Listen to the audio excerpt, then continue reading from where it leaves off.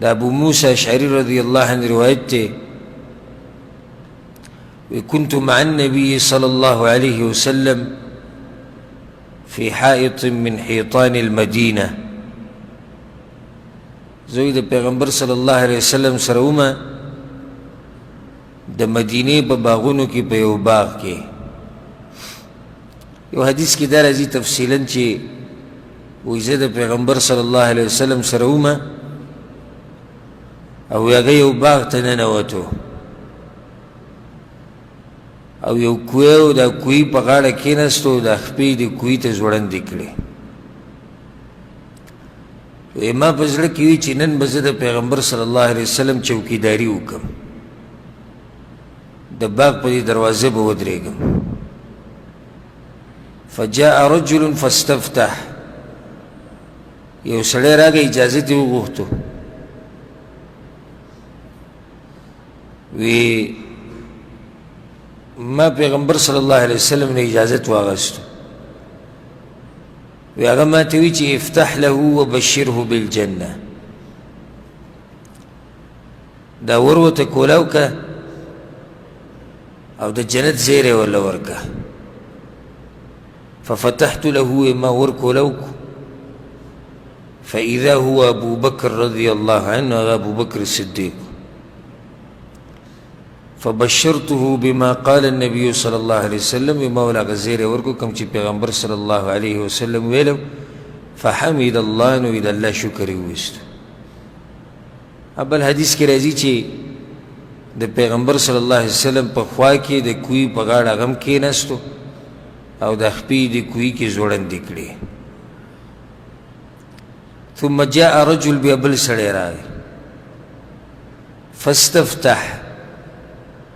ناغم دا دروازی کولاولو گوختو ویزا پیغمبر صلی اللہ علیہ وسلم بسی ورلم ویغم آتوی چی افتح له وبشره بالجنة دا وروت کولاو کو دا جنت زیر ورلورک ففتحت له فإذا هو عمر رضي الله عنه وما وركو لو كتش موكة ناغا عمر رضي الله عنه فبشرته بما قال النبي صلى الله عليه وسلم مولو يا غزير وركو كم چي ماتا پیغمبر صلى الله عليه وسلم ويلو نويد الله شكري ويستو بیا بل روایت کی دا رازی چی لار او دا ابو بکر صدیق رضی اللہ عنہ پا خواہ کی دا کوئی با دی غاڑا کینست او دا خپی پا دی کوئی کی زورن دکلی ثم استفتح رجل بیا سکراغ وری وٹکوی چی دن در زمان وما پیغمبر صلی اللہ علیہ وسلم توی اغما توی چی افتح له ورو تکولاوک وبشره بالجنة او دا جنت زیر ورلورکا على بلوى تصيبه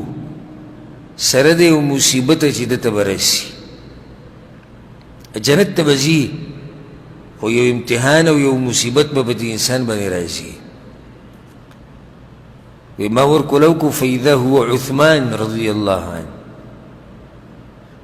وما چی ورکلوکو اغا عثمان بن عفان وموت پیغمبر صلی اللہ علیہ وسلم اغا زیروی فحمد اللہ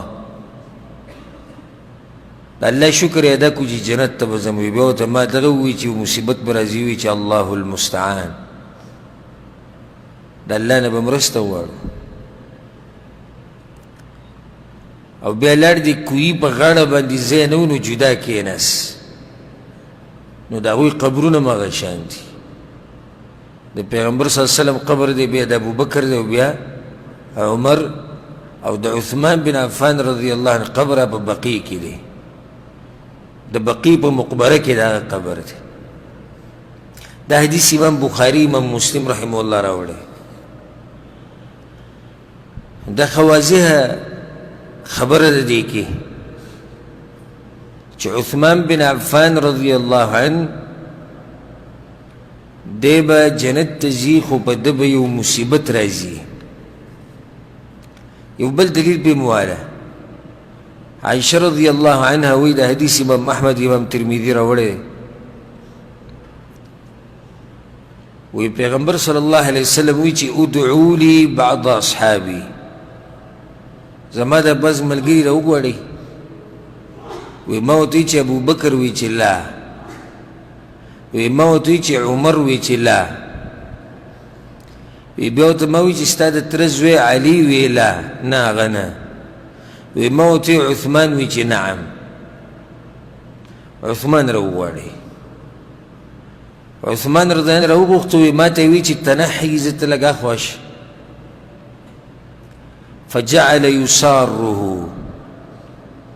نو پیغمبر صلی الله علیه وسلم د هغه سره څه پټې خبرې کولې ولون عثمان یتغیر او ما د عثمان رضی الله عنه رنګ ته وکتو بدل شو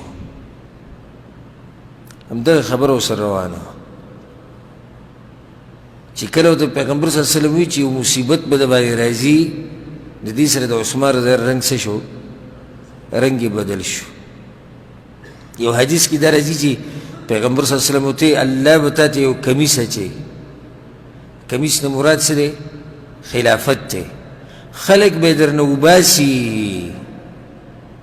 او ته به نه وباسي